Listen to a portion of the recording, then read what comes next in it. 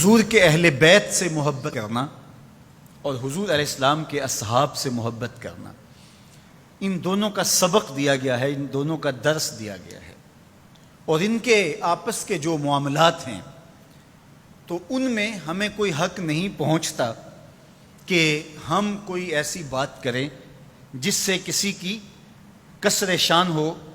اور کسی کی عظمت میں فرق آتا ہو۔ رسول کریم صلی اللہ علیہ وآلہ وسلم نے ارشاد فرمایا، احب اللہ لما یغزوکم من نعمہ، فرمایا اللہ سے محبت کرو، وہ تمہیں طرح طرح کی نعمتیں عطا کرتا ہے۔ وَأَحِبُّونِي بِحُبِّ اللَّهِ، اور میرے سے پیار کرو، میں تمہارے رب کا محبوب ہوں۔ وَأَحِبُّوا أَهْلَ بَيْتِي لِحُبِّي، اور میرے اہل بیت سے میری وجہ سے پیار کرو۔ سیدہ فاطمہ الزہرا سلام اللہ علیہا کے حوالے سے ذکر کرتے ہوئے ارشاد فرمایا، فاطمہ تو بدعۃ منی فمن اغضبها اغضبنی، فاطمہ میرے جگر کا ٹکڑا ہے، جس نے فاطمہ کو غضبناک کیا اس نے مجھے غضبناک کیا۔ تکلیف نہ دینا، اذیت نہ پہنچانا، تمہارا طرز زندگی، تمہارا لہجہ، تمہاری گفتگو، تمہارا انداز حیات ان کے لیے اذیت کا سامان نہ بنے، وہ میرے لیے اذیت کا سامان بنے گا۔ یہ ہیں سیدہ طیبہ طاہرہ سیدہ فاطمہ تو زہرا۔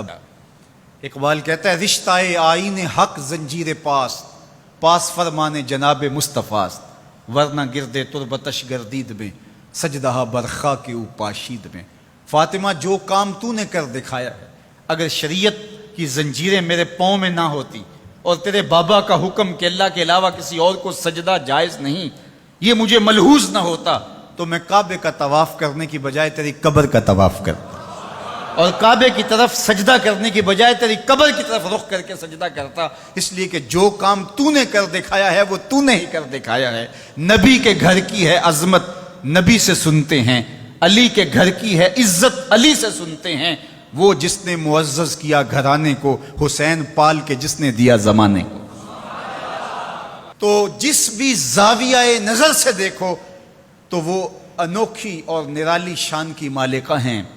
اللہ اکبر۔ حضرت ابو درداء رضی اللہ تعالیٰ عنہ فرماتے ہیں، کنت جالسا عند النبی صلی اللہ علیہ وآلہ وسلم، ہم حضور کی خدمت میں بیٹھے ہوئے تھے، ابو بکر رضی اللہ تعالیٰ عنہ یوں تشریف لائے کہ انہوں نے اپنی چادر کو ایک سمت سے پکڑا ہوا تھا۔ اب جب یہ آ رہے تھے تو حضور نے ارشاد فرمایا، یہ کسی سے بحث کر کے الجھ کے اس کا کوئی مسئلہ ہو گیا، یہ آ رہا ہے، تو کہا حضور میرا معاملہ یہ ہوا کہ حضرت عمر سے میری شکر رنجی ہو گئی اور میرے سے کوئی ایسی بات نکل گئی زبان سے کہ میں نے بعد میں سوچا کہ نہیں کہنی چاہیے تھی، میں نے معذرت کی لیکن انہوں نے میری معذرت قبول نہیں کی، تو میں وہاں سے اٹھا اور آپ کے پاس آ گیا۔ فقال یغفر اللہ لک یا ابا بکر ثلاثا، حضور نے فرمایا ابو بکر اللہ تجھے معاف کرے، یہ بات حضور نے 3 مرتبہ کہی۔ ثم ان عمر ندم، اچھا یہ تو کہہ کے حضور کی خدمت میں آ گئے، پھر حضرت عمر نے سوچا کہ ابو بکر ہیں اور جلیل القدر صحابی ہیں،